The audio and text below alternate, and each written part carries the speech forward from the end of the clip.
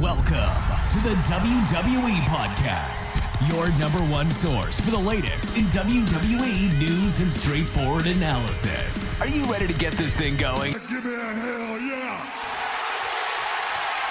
I said give me a hell yeah! Then let's get this show started right now.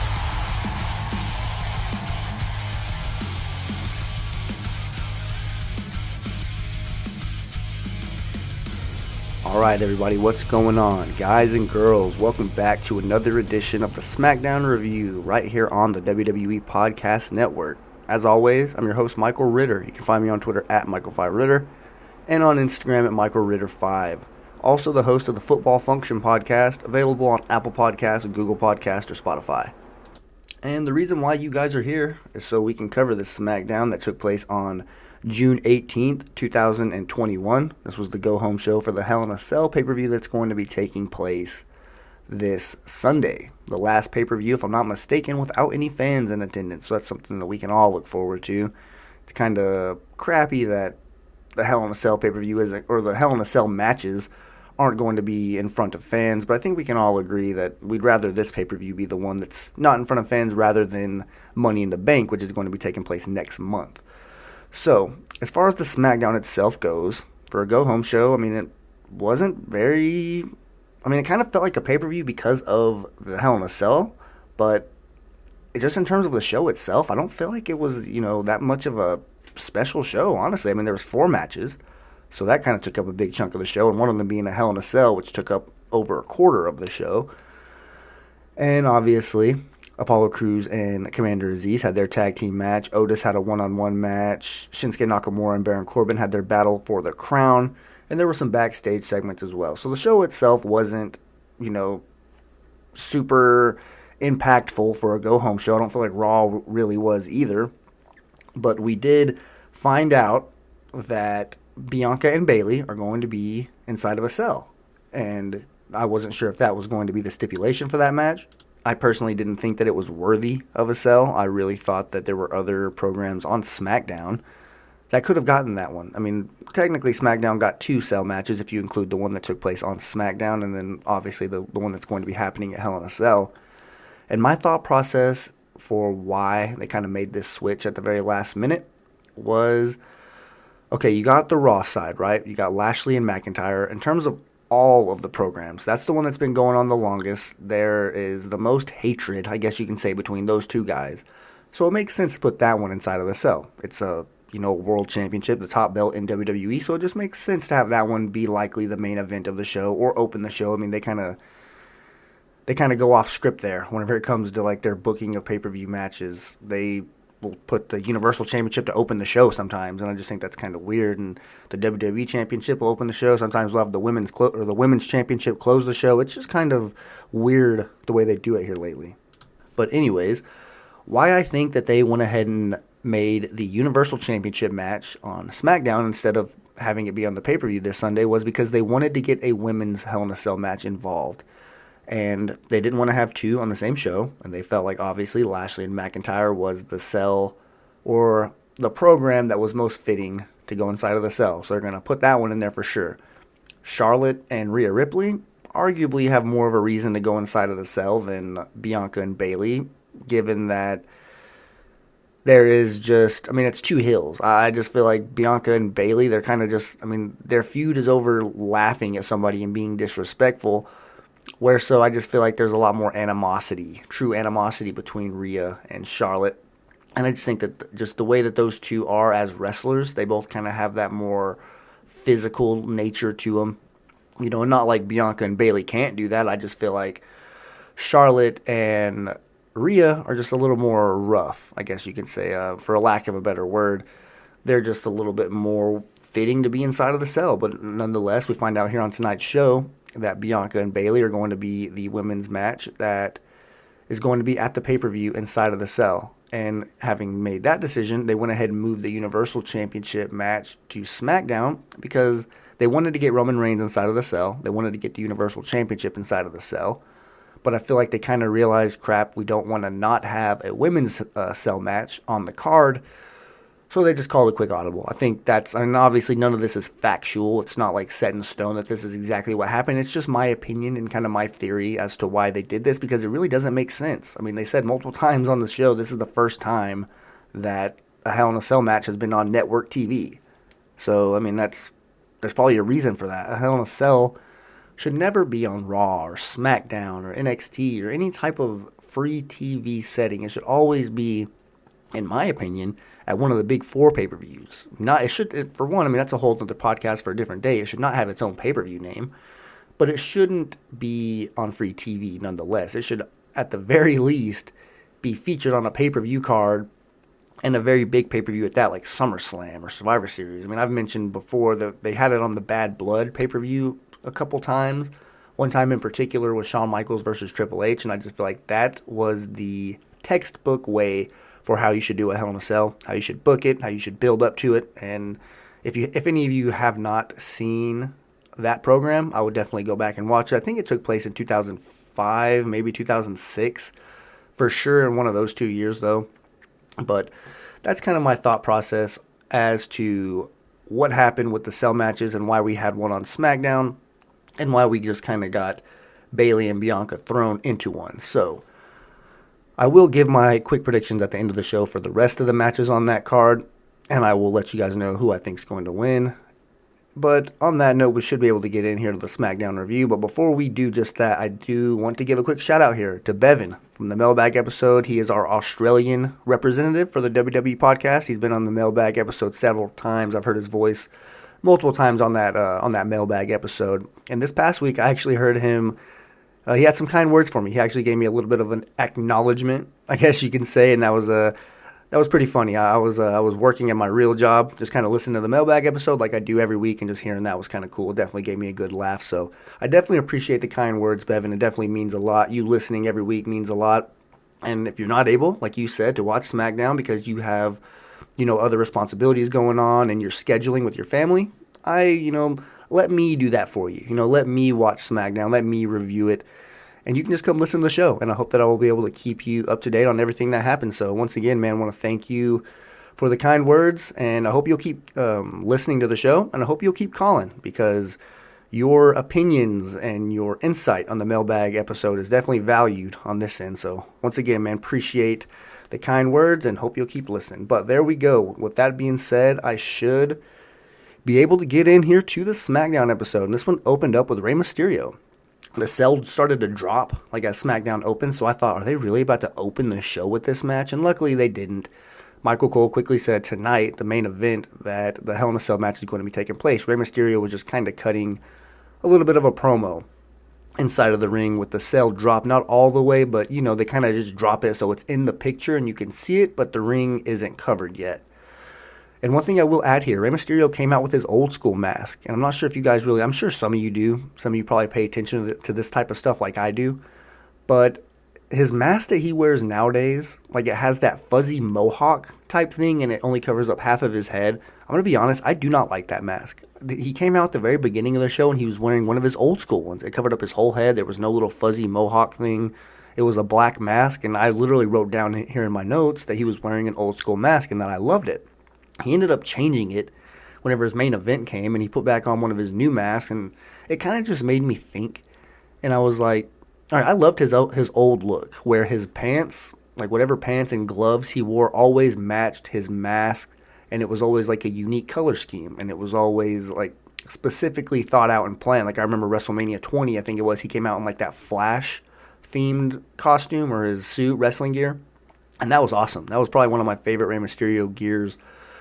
Or, I guess that was one of my favorite Rey Mysterio in-ring gears that he's ever worn. But just specifically his mask, I don't know why he switched it up. Honestly, I don't. I feel like that was just those masks that they would sell. Kids would buy them up like crazy. They had the fake plastic ones that only covered up the front of your face that were probably like $10 that you can get at WWE live events or like at Walmart or probably on WWE Shop. And then obviously they have the authentic ones that, completely cover your face that are the true Lucha Libre masks.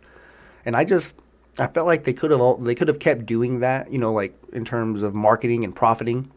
They could have very easily kept, and they probably do. I don't see anybody walk around with these current day Rey Mysterio masks, but I know back in the day he would always find, a little kid in the crowd wearing the mask, and he'd have a little bit of like an embrace, like a moment with them.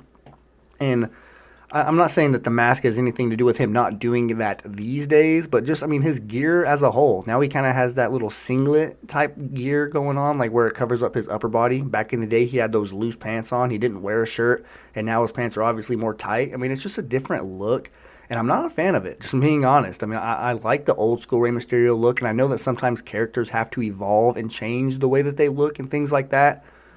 But it's just, and I know he's getting a little bit older. He's not, young Rey Mysterio anymore who is in, tip-top shape. I'm sure he likes to cover himself up a little bit more, and I understand that.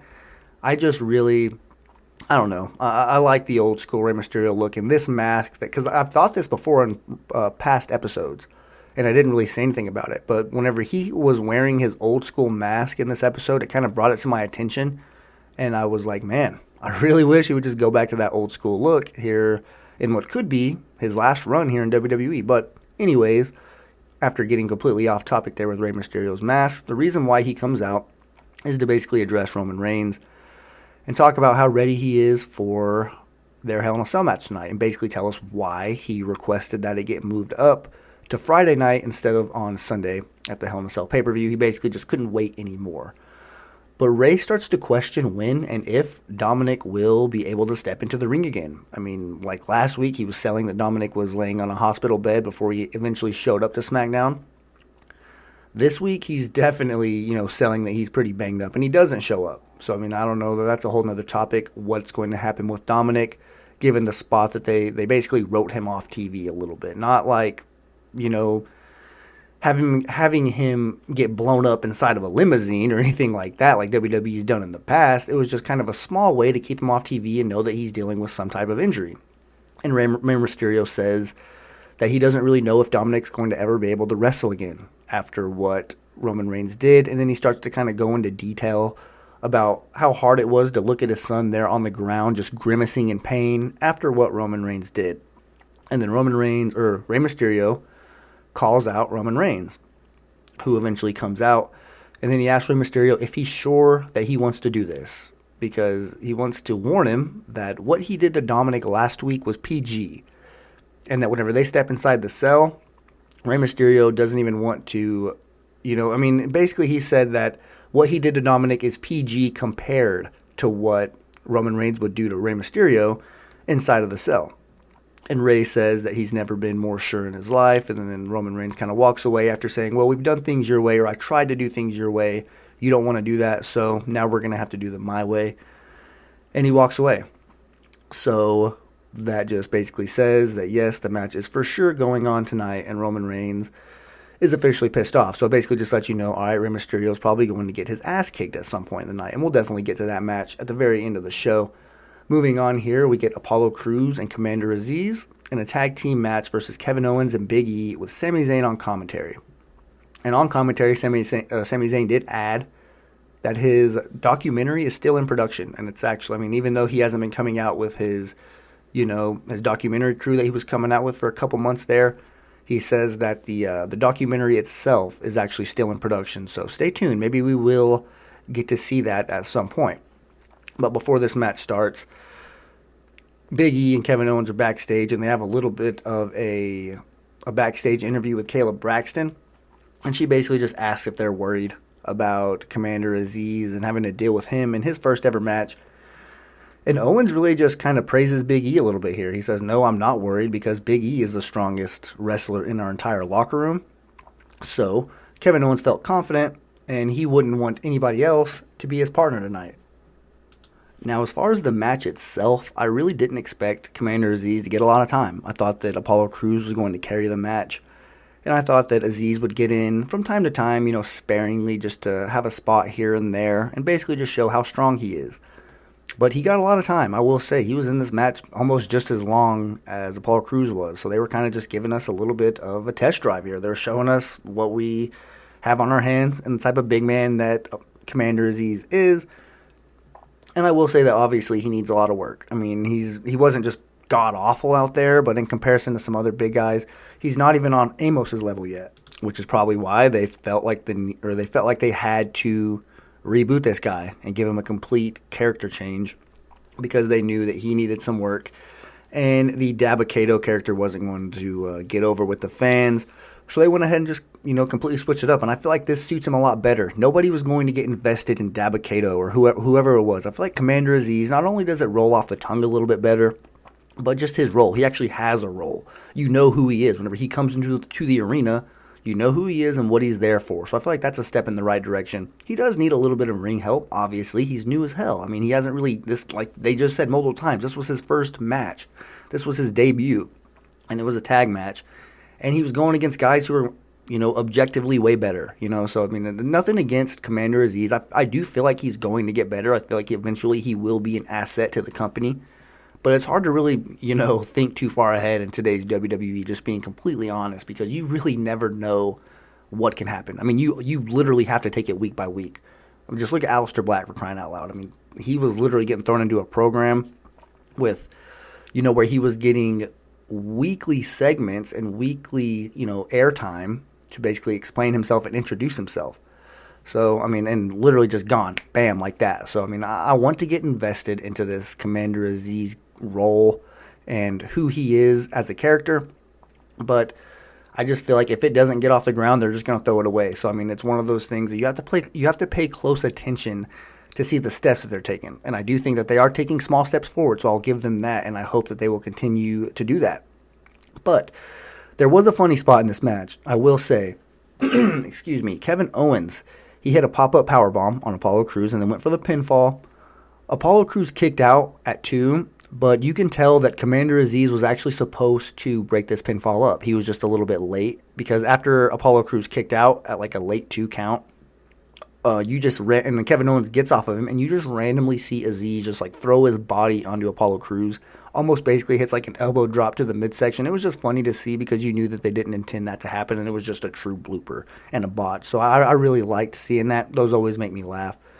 But continuing on with the match, like we said, Sami Zayn was on commentary, and like you would expect, he's going to get involved at some point and try to cause a distraction. Well, he does just that to Kevin Owens whenever Kevin is outside of the ring. And Sami Zayn distracts him to where Kevin Owens barely makes it back inside of the ring to beat the count out. And honestly, in hindsight, he probably would have rather just gotten counted out, because as soon as he gets back in the ring, he is met by Commander Aziz with a Nigerian nail.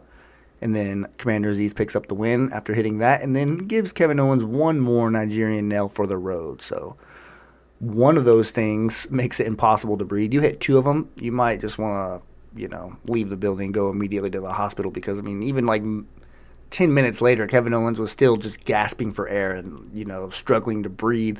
Kevin Owens was salivating at that, or not Kevin Owens, Sami Zayn was just salivating at that backstage.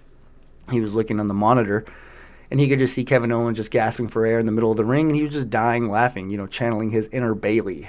And you could just tell that he was just absolutely loving that.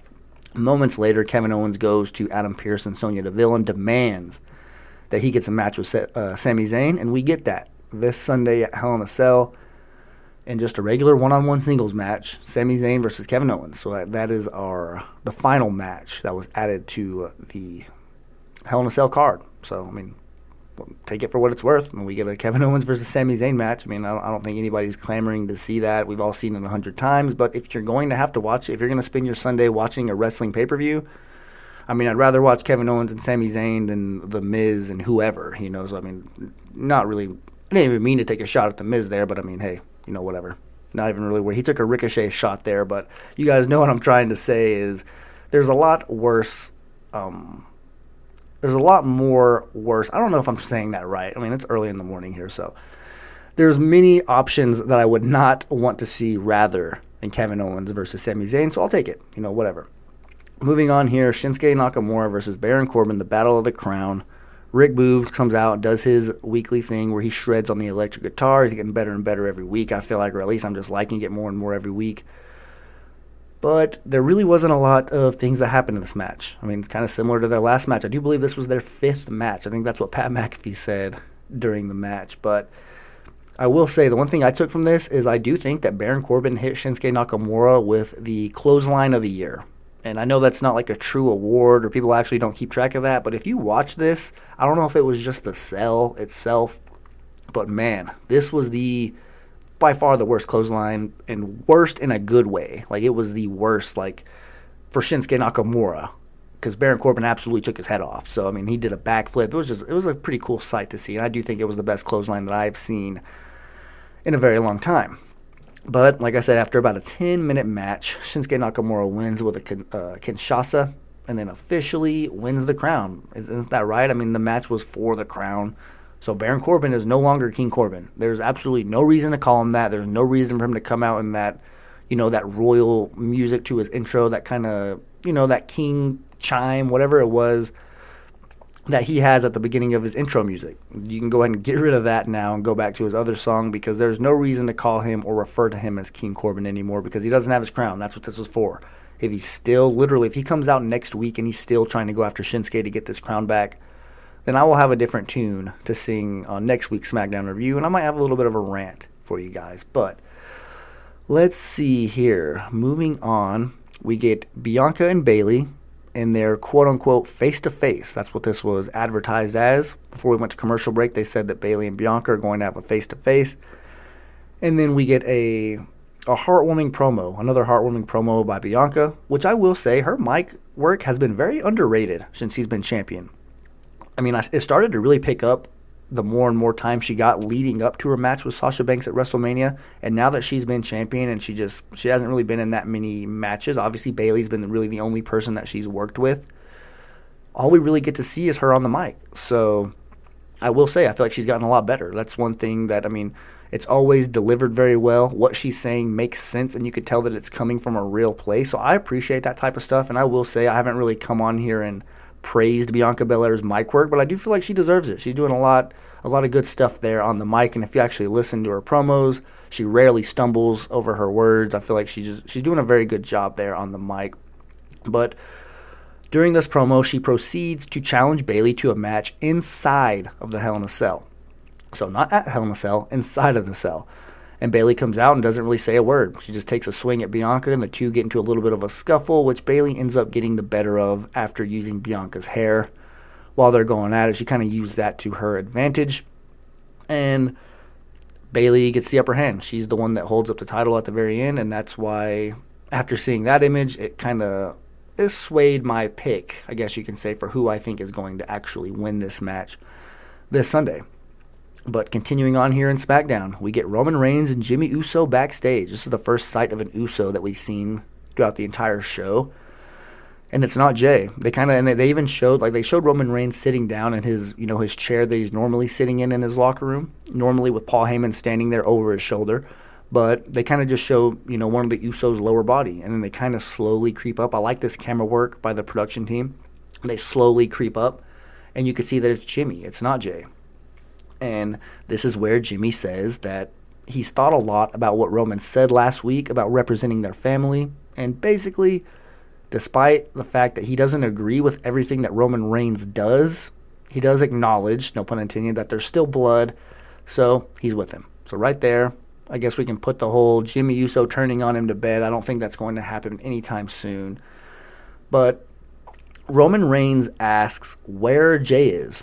And I was kind of wondering that too. And Jimmy says, hey, man, I haven't heard from Jay all week, so I don't know where he is. And then Roman Reigns instructs Jimmy to go find him. He says, no, I appreciate you, but I need you to go find your brother. I need your brother here.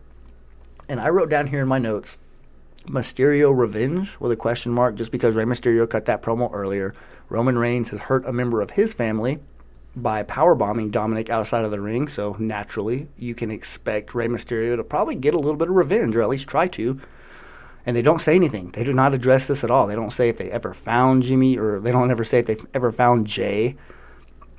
And later on during the night, whenever Jimmy comes out to the ring, Jay's nowhere to be found. So that's something to keep an eye on. Are they going to talk about that at Hell in a Cell? Is Jay just going to show up and they're going to act like nothing ever happened? I don't know. I feel like they asked that for a reason. Where's your brother? And he says he hasn't talked to him all week. I feel like they're going to touch back on that. I feel like they have to. It would be stupid not to, honestly, because there's people like us who pay attention. We want to know things like that. I was literally waiting to see what happened. I was expecting to, for the cameras to cut backstage and, 8 or 9 officials just gathered around Jey Uso as he's laid out because somebody attacked him backstage, and they're trying to figure out who it was, whether it was Dominic, Rey Mysterio. They're going to bring somebody else into the equation.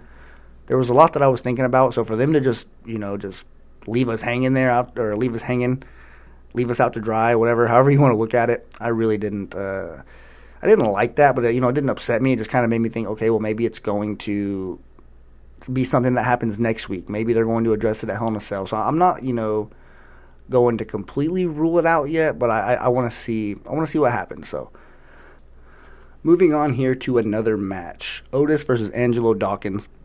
And they were really trying to hit it home that Otis is a new man, that he is a different character. I don't know if it's American Alpha or just being with Chad Gable. I'm not sure exactly what it is specifically that's officially caused him to make this switch. But, I mean, there's really no emotion in his face. It's just like a blank stare. They don't really give him a lot of camera time. They show the camera on him, really quickly, and then they'll take it off of him. I kind of want to have like a 10-second look at him, just to kind of look really closely to see, not only just to get a look at his new face, but just to kind of see if his looks are, if he's trying to tell a story with his expression. So I want to get a better look at Otis, to say the least. But before this match starts, Otis and Dawkins are kind of face to face in the ring. And then Gable hits Dawkins with a mean cheap shot. I'll say it was like a straight up slap to the face, something that you would expect to really piss off Angelo Dawkins, and that's basically what happens, because he starts to chase Gable around the ring, and then Otis came out of nowhere and then took him out with a clothesline of his own. And then the Alpha Academy continued to put a beating on Dawkins before the bell ever rang, and the bell never did ring. He just got the hell beat out of him. Where was Montez Ford during all this? They never even said. They never showed him. I mean, his wife was there. His tag team partner was there, but he was, for some reason, nowhere to be found.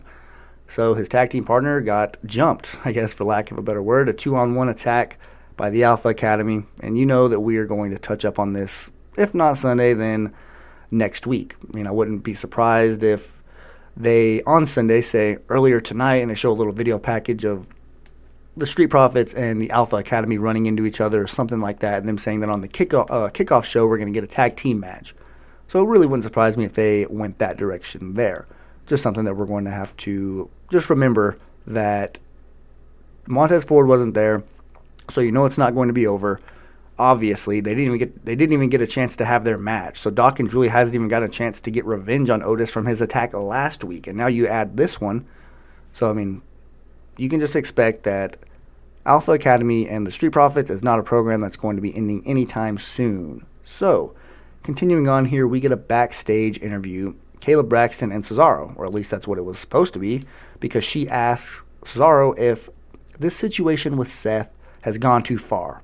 And then he says that it hasn't even gone far enough yet, because WWE, and these are Cesaro's words, WWE is Cesaro's life. And by Seth Rollins choosing to brutally attack him multiple times, he feels like Seth Rollins was trying to take that away from him. And before he can even finish this answer to that first question, Seth Rollins walks up, and he basically takes Caleb Braxton's mic, makes her move, sits down in her seat, and then he begins to conduct the interview himself. And he calmly, I thought this was funny how calmly he said all this stuff, and he was just literally just being, not biting his tongue at all, being very blunt and very upfront with Cesaro with how he feels. So basically, he calmly tells Cesaro that he disgusts him, and that everything he does and everything he stands for is a disgrace. And then he adds that Cesaro doesn't deserve a single ounce of respect, and this Sunday at Hell in a Cell, he's going to show him and everybody else like him that, or what he does deserve, because he doesn't deserve any respect. So Seth Rollins says that this Sunday he's going to show everybody what he does deserve whenever he puts him in his place. And this is kind of where it gets weird, because Cesaro says that he respects everything he just said, and he respects Seth Rollins as a character, and then he kind of just like shoves him down and then says, "I'll see you this Sunday," and walks away. I just thought that was weird. That was just kind of an awkward way to do this. I feel like this segment itself, what Seth Rollins did and everything he was saying, I thought that was cool. I thought that it was, a good segment. And I just felt like the ending kind of watered it down a little bit and made it seem like, why would he just, number one, why would he say that he respects everything you just said whenever he was literally insulting you very badly? And then you're just going to push him down like that, right? You're barely going to shove him down. I mean, you could tell it wasn't even like I'm trying to shove you down. Like Cesaro's strong enough where he could barely push somebody and make him fall. You could tell that he wasn't trying to shove Seth Rollins. He was just trying to knock him out of his chair. So I noticed that. And then for Seth Rollins to only just get pissed off and not retaliate, like you were so calm saying all of those things about him, and then he shoves you down and you just go from 0 to 100 like that. Like I don't know. I just thought that was kind of weird. If you're going to go 0 to 100, why not just go all the way and start attacking the guy? I mean, he just put his hands on you. So, I mean, that's just kind of something that I thought in that segment. But moving on here to the main event, which is a Hell in a Cell match. The first one ever on network television. They said that multiple times during the show. And this one's for the Universal Championship. Rey Mysterio versus Roman Reigns. And they really wanted to send the message, I guess you can say, that Rey Mysterio came out very, I don't really know what word to say, because I mean, I want to say brutal, destructive. I mean, there's many words, because he brought out weapons instantly, and they wanted to let you know that Roman Reigns was going to be put behind the 8 ball, maybe you can say, because I'm just going to list some of the things that Rey Mysterio did to him at the very beginning of the match. Immediately, he grabs a chair, starts hitting him with chair shots. And then he grabs a fire extinguisher, and he uses it how it's supposed to be used, by spraying whatever smoke it is. I don't know exactly what that stuff is. I've never even messed with a fire extinguisher before, so forgive me if somebody knows exactly what all that stuff's called, but you know what I'm talking about. He sprays the fire extinguisher in his face, and then he uses that fire extinguisher as a weapon. And I will say, Rey Mysterio is the only person in today's WWE that actually still does headshots. He still hits people in the head with objects. He does it safely. I mean, if you look at how he's grabbing it, he's clearly not hitting them with the object. But still, I mean, he's one of those guys, because I feel like that's a lost art. They used to do that with championships all the time. Like, it's how heels would win matches all the time. They would literally, the referee wasn't looking. Ric Flair would slide the World Heavyweight Championship into Triple H, and he would just hit somebody over the head with it, throw it out of the ring, get a win. He did that multiple times. So I will say, I just kind of noticed that Rey Mysterio is one of the only guys who still hits people in the head with weapons. And, I mean, he's not hurting anybody, so I'm here for it. It does add a little bit. It makes it more believable, especially a guy like Roman Reigns, when Rey Mysterio's half his size, so he's going to have to do things like that. But that's not all he does. He also grabs a toolbox, hits Roman Reigns in the head with that. And then it goes to a commercial break, which was so weird. I've never seen a commercial break during a Hell in a Cell match. And I wasn't sure if they were going to do it, because I know that SmackDown has done that before. They've kind of manipulated their commercials where they can have like the whole final hour. Maybe it was SmackDown. I mean, not SmackDown. Maybe it was Raw. They've done things where they can have like the whole final hour be commercial free. I know for a fact they've done that before. So I was kind of, I don't expect them to do that for a match that got, thrown on the card literally 24 hours before SmackDown. So, I don't expect them to, call the, I'm sure that a lot of work goes into that. People spend a lot of money to have their business or whatever it is be featured in a commercial. That's not my avenue. That's not my forte. So I'm not even going to act like I know what I'm talking about there. I'm just saying that it was weird having commercial breaks during a Hell in a Cell match. It kind of took you out of the moment for a little bit, because whenever you're into a Hell in a Cell match, or when you're watching a Hell in a Cell match, you're supposed to be invested. You're supposed to be knowing, and that's what I was. I was watching all this. I was paying attention to everything that Rey Mysterio was doing to Roman Reigns with all of these weapons, to know that, all right, what's going to happen here? Like, is Roman Reigns, I know he's not going to lose, but are they going to have one of the Usos come out and do something? Is Dominic going to show up? Because they were locked inside the cell, and Rey Mysterio was without a doubt getting the better of Roman Reigns. So it's kind of one of those things that whenever they go to a commercial break, it kind of just took me out of the moment a little bit. But that's what happens when you watch TV, I guess, when you don't watch it on Hulu or anything like that. If you watch it on cable, you're going to have commercial breaks. So I guess it's something you got to deal with. But that's not where the beating stops. And this is all, keep in mind, Roman Reigns has not gotten a single shot in yet. Rey Mysterio does a baseball slide. When Roman Reigns is standing outside of the ring, there was a chair there leaned up against Roman Reigns' back. So he did the baseball slide, but it was directly into a chair, which hit Roman Reigns' back, which made it a little bit worse. Let's see what else here. He also he puts a chair around Roman Reigns' neck, like they've done several times. And then he throws Roman Reigns into the ring post and into the wall of the cell. And then Rey moved out of the way of a spear and sent Roman Reigns flying into a table. So there was multiple weapons. I think I counted like 5 weapons that Rey Mysterio used on Roman before Roman Reigns was ever able to get a single shot in. But Roman Reigns does take control of the match here pretty soon, and whenever he does that, he really never looks back.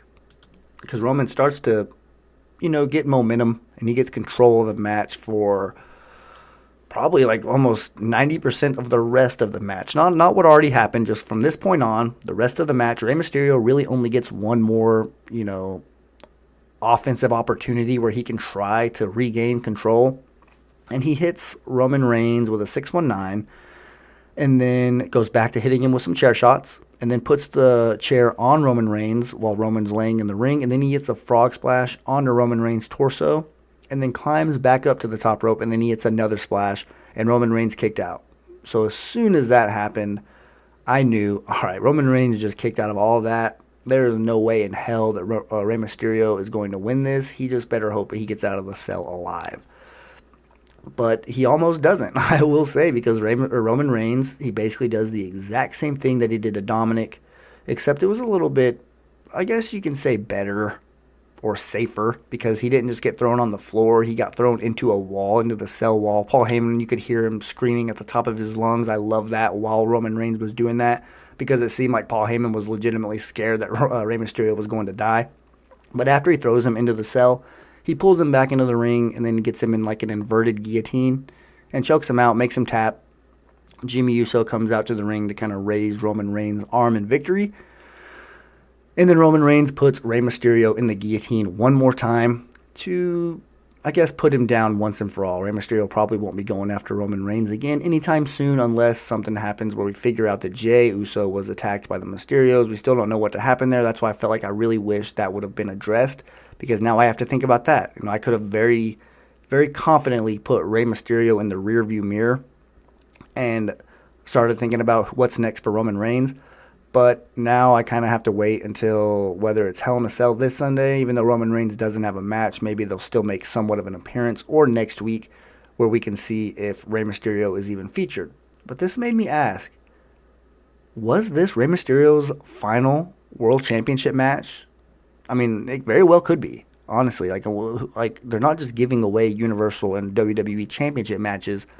Rey Mysterio is not a spring chicken. He's not, he's on his back nine, to say the least. I mean, his son is literally in the business. That's never really happened before. It's unprecedented what Rey Mysterio is doing. So I asked myself, was this the last major championship match for Rey Mysterio? And if so, I just want to give him like a little round of applause there, man, on a hell of a career, because, I mean, I talked about his look earlier in the show, but man, Rey Mysterio is truly a one of one. I mean, he is without a doubt the best lucha wrestler of all time. Arguably the best Latino Hispanic wrestler of all time. I mean, you can argue Eddie Guerrero. I mean, that's kind of an unfair argument, given that one of them is basically in mythical status almost nowadays. Like when you mention Eddie Guerrero, it's almost like talking about a myth, a living legend, or not a living legend, but you know what I mean, like an urban legend, that if you didn't get to watch him, I feel very bad for you, because it's one of the most special times in WWE history in terms of a wrestler being connected to a fan base. It's up there with Stone Cold Steve Austin. I mean, it really is, because Eddie Guerrero didn't have a long window, and the love that the fans had for him is literally unmatched. So Rey Mysterio, he's got some tough competition if you're talking about, ethnicity, because their heritage, there's a lot of great Mexican wrestlers. I mean, Andrade, he's another one, that's coming up. And there's plenty more, Humberto Carrillo, Angel Garza, just the ones that are in WWE right now. There's a lot of them. I mean, they're great. Like that North American Championship that they have in NXT, because Mexico, the United States, and Canada, those three countries right there are just powerhouses for wrestlers. They're wrestling factories. Obviously, Japan has an argument there to be made as well. But I just feel like Rey Mysterio, he's in the discussion for the greatest in his home country, and just the greatest in the world in general, just of all time. I mean, he's one of the best. When you're talking high flyers, nobody really did it better than Mysterio. When you're talking about gimmicks, he's one of the best masked wrestlers of all time. Him and Kane are probably battling that out. I mean, it's one of them. One of them take home that award, in my opinion, for the best masked wrestler of all time. So, shout out to Rey Mysterio. I don't think he's going to retire yet. I mean, They are him and his son still the SmackDown Tag Team Champions? That's on me. I should definitely know that. I mean, when they don't feature the tag team belts, it's kind of hard to remember. But I think they are. I feel like I would remember if Rey and Dominic lost those belts. So I don't expect Rey to be done yet, but I did acknowledge that this could be his last main event championship match. And if so, that's the end of an era, because he didn't have a lot of time in the main event picture. I don't even think he really sniffed it until after 2005. And that was, the underdog story, him winning the Royal Rumble and all that stuff. So, I mean, it was a true, lightning in a bottle. And you can argue that he really never meant, or he was never made to be, in the main event picture. You can make that argument that he was always meant to be, a cruiserweight, just a mid-card performer. And if that's the case, then, I mean, kind of similar, to football terms. And some of you might not even know what I'm talking about, but Devin Hester, the kick return and the punt return position isn't one of the most important positions in the NFL, but Devin Hester is arguably the best, or not arguably, he is the best punt returner / kick returner of all time. So he said, yeah, I might not be, one of those other positions, but if I'm going to do something, I'm going to be the best to ever do it. And that's, I feel like, what Rey Mysterio is in terms of lucha libre and the high flyer that a lot of these guys are trying to, do these days. Like Ricochet, all of them. I feel like they watched Rey Mysterio. They didn't, copy his moves, identically. Carbon copy exactly a replica of what Rey Mysterio is. But you can tell. You can tell that, they took a little bit of things from him. They took a page out of his playbook, I guess you can say. So shout out to Rey Mysterio. If this is your last main event championship title opportunity, it was a hell of a run for you, and sucks that you didn't get many more over the years. But hey, man, you're a Hall of Famer in my book. So and just in general, that's not really a subjective thing to say. I feel like it's pretty obvious that Rey Mysterio is going to be a Hall of Famer, first ballot too. So I'm looking forward to him getting in there whenever he finally does. And it's kind of like talking about, somebody passing away while they're still alive, talking about Rey Mysterio spending this much time kind of saying goodbye as if he's going to retire, because he's not going to retire. I'm just kind of, I just, he's from my generation of wrestlers, so seeing a guy who, while it's happening, I'm not the type of person who wants to look back and think, oh, that was Rey Mysterio's last championship match, and I didn't even really appreciate it. Like, I thought about this before the match even started. I was like, is he going to get another opportunity at this championship or the WWE? Probably not.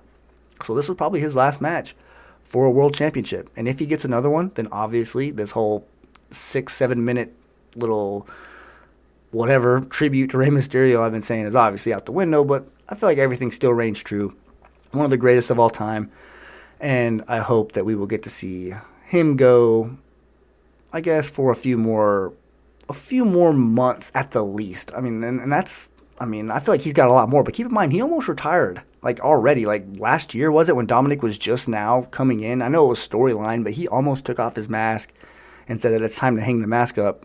And the whole reason why is Dominic said, no, you're supposed to be here when I debut, I don't think they ever planned on winning the tag team championships together, but, Dominic's debuted. He's fulfilled his goal. He's done it. The baton is passed, so I guess we'll see how that plays out. But before I get off here, I do want to go ahead and make my quick predictions for the Hell in a Cell card this Sunday. And I will just go ahead and start off with the SmackDown Women's Championship. I think it's going to be Bianca Belair. I don't know how. It's inside the Hell in a Cell. Bayley could very well win. I said that a few weeks ago, that I think that it wouldn't be too surprising, in my opinion, if Bayley took the championship off of Bianca. But I do feel, my gut feeling, I guess, is that Bianca is going to come out victorious in this match. Seth versus Cesaro. I think Seth's going to win. Cesaro won their WrestleMania match, so I think that Seth Rollins is going to get the win here at Hell in a Cell. So go ahead and move on there. Raw Women's Championship, Rhea versus Charlotte. This one was kind of tough to pick, but I went ahead and went with Charlotte. I just think that it being a one-on-one match, there's no Asuka getting pinned to kind of save one of these people. I think somebody's going to have to take the loss here, and I think it's going to be Rhea. I think you can get more from Charlotte as the champion. It's nothing to get against Rhea. I just feel like with what you have with Charlotte right now, they want her to be champion. They want to build up going into the summer and into this. Because the WWE draft, the shakeup, whatever you want to call it, it's not very far away. It's going to be here very soon. So I would expect that they want Charlotte to maybe be one of the champions whenever that draft happens. And she's in a championship match right now. It's one-on-one. Are you going to make her lose? Probably not. So you can expect Charlotte to get this win here. Sami Zayn versus Kevin Owens. I'm picking Kevin Owens all day. Alexa Bliss, versus Shayna Baszler. This one was another tough one to pick. But I'm going to go with Shayna Baszler. I think that if anybody needs a little bit of, a kick in the ass, so to speak, a little bit of a kickstart, a boost, a springboard to get out of something, it's Shayna Baszler. So beating Alexa Bliss. And the whole Alexa Bliss character really isn't doing it for me. It's not connecting to me. I'm not, I really don't care anymore, just being completely honest. I don't whenever I see it, I'm not like, ooh, what's she going to say? Is she going to hit something? Like, are we going to have a little nugget to look at? Like, no, I'm honestly just hurry up and get off my TV screen so I can see some real women's wrestlers come on. So Shayna Baszler is my pick there. And the WWE Championship, Lashley versus McIntyre, I think that... man, this one's hard too because the stipulation that it's Drew's last opportunity. But man, I think WWE would be pretty stupid if they put the championship back on Drew right now, because people's excuse or their reason for that is because he didn't get to have it with fans. Like, dude, I'm sorry. Like, that's just the way the cookie crumbles sometimes. So if that is your logic and you're saying, let's give him the championship right now so he can be champion whenever fans come back. Well, wouldn't you want him to win it with fans in the stadium, in the arena? Like, that would just mean that he won the championship, he climbed the mountain again, and there were no fans in the stands. So, yeah, he'd get to be champion, during the year or whatever. Whenever people come back, he'd get to be champion during the 25-city tour. But that's not what it's about. It's about him being able to embrace the fans, and whenever he wins it. So I don't think the time's now, and I don't think that they should try to...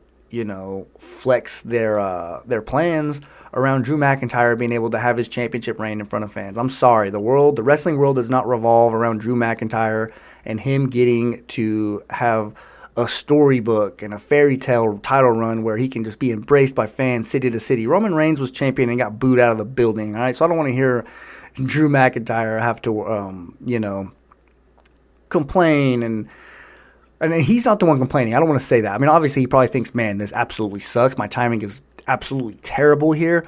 But just the people who are going at bat for Drew and, saying, oh, he needs to have a run in front of fans. Like, no, he doesn't. I'm sorry. He does not. I hope he gets that, and he might. But to say that, he needs that, I just think that's crazy to say. But anyway, that's the show, guys. I hope you all enjoyed it. Hope you guys all have a great weekend. And I hope you guys all enjoy Hell in a Cell. I hope that who you want to win wins. I hope that, the pay-per-view itself delivers. I hate bad pay-per-views. I hate whenever I go to sleep on Sunday night and knowing that Raw the next day they're going to have to do some damage repair. I'm going to have to, hear people complain on the internet about how bad the pay-per-view was. Because keep in mind, Hell in a Cell, a couple years ago, I think it was 2019, the match with The Fiend and Seth, for weeks, I mean, just hearing the pay-per-view name Hell in a Cell literally still brings back memories of that night. So I feel like WWE has to do this. They have to hit this pay-per-view out of the mark to kind of put a better taste in fans' mouth and, make them remember Hell in a Cell as a better pay-per-view than what they've given us in years past. Another thing, get rid of the freaking red cell. Whenever it was dropping on SmackDown, I was like, oh my gosh, dude. I mean, I know I kind of addressed this on my last episode. I don't think they're going to change it anytime soon, but eventually I think that they will. And they're going to look back on these few years that they used the red cell and think that they were idiots, at least in my opinion. And if any of you like the cell, I'm not, saying that, oh, you're crazy for liking it. I mean, I get it. To each their own. What's visibly pleasing to me might not be visibly pleasing to you. So I'm not poo-pooing on it in that regard by saying that you shouldn't like it. If you like the red cell, if you think it looks cooler, hey man, that's badass. All power to you. Just me personally, I like that silver Hell in a Cell that they always used back in the day. I just felt like it was perfect. It was one of those things they didn't have to fix it, and they did. But I don't want to rant anymore or end this show on a bad note. So shout out to all you people listening. If this is your first time listening, thank you for making this podcast part of your Saturday or Sunday, whatever day you're choosing to listen to this. And if you are a regular listener, thank you for making this part of your weekly routine. I definitely appreciate it, and I hope you will continue to do so. So, like I say every week, guys, walk passionately in the direction of your dreams, and I'll talk to you soon.